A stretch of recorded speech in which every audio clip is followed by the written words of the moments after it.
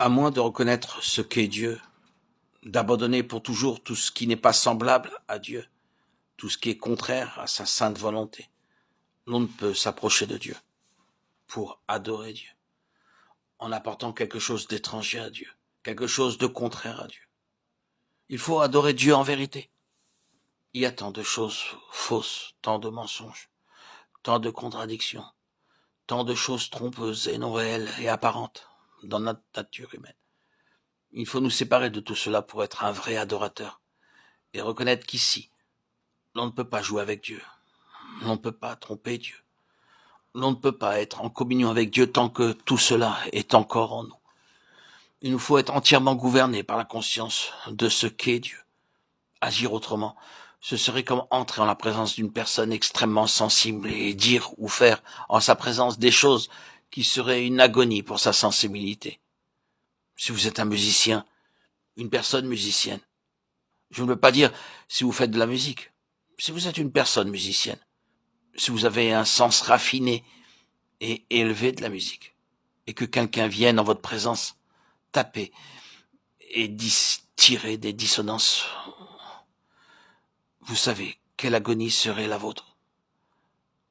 Vous passeriez du chaud au froid. Si vous connaissiez une personne qui aime vraiment et ardemment la vraie musique, tandis que vous-même ne seriez pas spécialement un musicien, ce serait, si vous aviez du bon sens, la dernière chose à faire que de vous mettre à jouer en la présence de cette personne. Je me souviens d'un homme qui jouait assez bien du violon et qui alla écouter un jour un artiste qui, lui, jouait très bien du violon.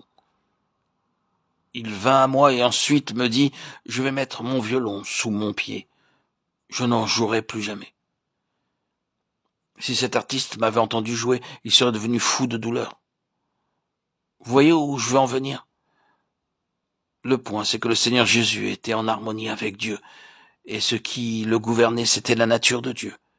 Qu'est-ce que Dieu demande d'un adorateur? Est-ce qu'il désire certaines formes? Le culte que le Seigneur Jésus apportait à Dieu, c'était celui d'une vie livrée en témoignage contre le péché. Souvenons-nous de cela. La mort du Seigneur Jésus a plusieurs aspects différents, mais celui-ci en est un très vital. C'était le don de sa vie en témoignage contre le péché. Il était impossible qu'il y ait communion avec Dieu tant qu'il y avait le péché. Et il y avait le péché. Qu'allons-nous faire à l'égard du péché? Nous ne pouvons pas purifier le péché. Il doit mourir. Or, puisque ce péché n'est pas une chose abstraite, mais que c'est l'homme qui est devenu péché, pour changer cette nature humaine de laquelle on ne peut ni arracher ni extirper quelque chose appelée péché, il nous faut une autre nature humaine dans laquelle il n'y a point de péché. Qu'est-ce qui nous arrive alors? Le péché ne sera pas arraché. C'est nous qui devons mourir pour que Christ prenne notre place. J'ai été crucifié avec Christ, ce n'est plus moi, c'est Christ. Oui, le culte du Seigneur Jésus, ce fut celui d'une vie donnée en témoignage contre le péché. Nous voyons l'effet de cela en Abel. Sans doute Abel n'a pas donné sa vie. Sans cela que le symbole est imparfait. Mais le principe est le même. La mort d'Abel a été un témoignage contre le péché. La voix du sang de ton frère crie. Nous voyons maintenant ce conflit. Le conflit est parfaitement clair. Il y a une ligne de mort avec un qui est pleine d'adoration, pleine de la conscience de Dieu, pleine de dons offerts à Dieu, pleine de choses splendides dans leur propre domaine.